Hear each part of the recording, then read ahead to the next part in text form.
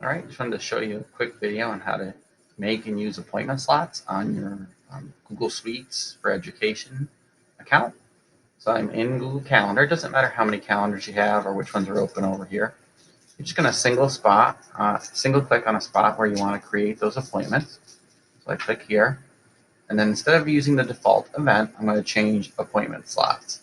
And we'll put in here counseling sessions. All right?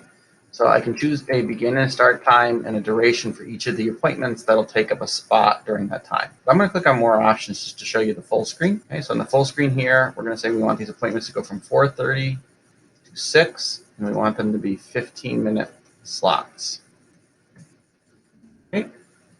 Down here in the description is where we're going to put the connection details for the students on how they would join this Google Meet to go into this appointment. So we're going to put in here, please go to http://meet.google.com.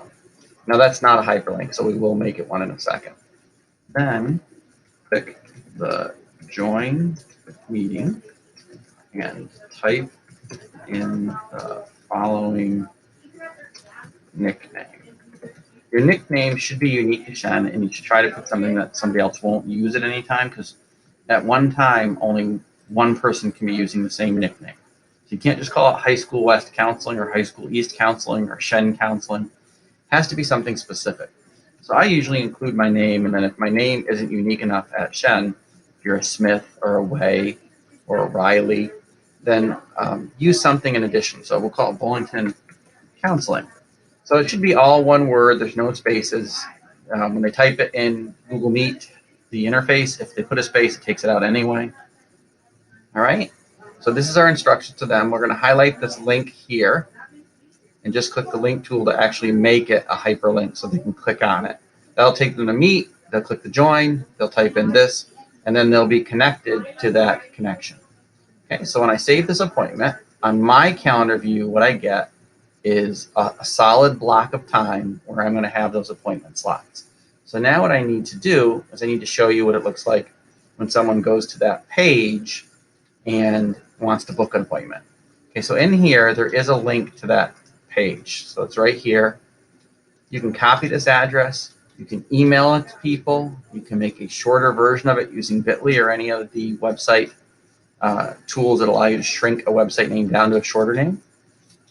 Yeah, I like Bitly, but you can email it in an email to the students, and they'll come in and they'll see a calendar similar to this. They won't see the appointments that you have on your calendar like I do here. This is just to help me decide whether or not one of these appointments is going to be opposed by something else I've already scheduled. Okay, so they'll see their calendar and these appointment slots on this appointment slot calendar. Right, when they click on one of these, it'll allow them to book that appointment. So I'm going to just real quickly go over to my student account. I'm going to take that address that you've emailed to me or put on your web page. I'm going to click on it, and it's going to take me to this. Got to log in that student account first.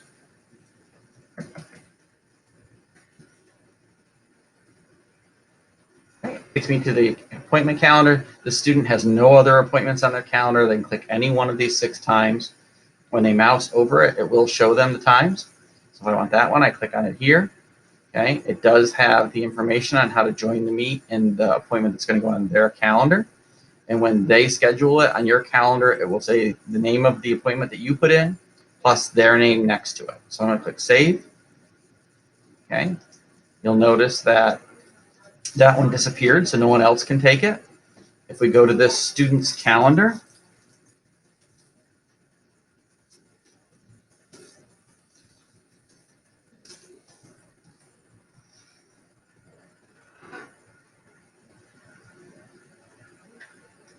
we'll see that that appointment has now been scheduled onto that student's calendar. There it is right there.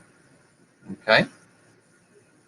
If I close this here and I come over here and I go into my calendar, I can see that that student appointment has now been scheduled onto my calendar. I can see the name of it. I can click on it to get more details. Okay. and then I can see that that block is still there. If I click on the block and go to the calendar's appointment page, I can also see that one appointment is scheduled and the other 5 are still available. Okay, so that's how you create appointment slots and how you use them in your calendar and from the student view.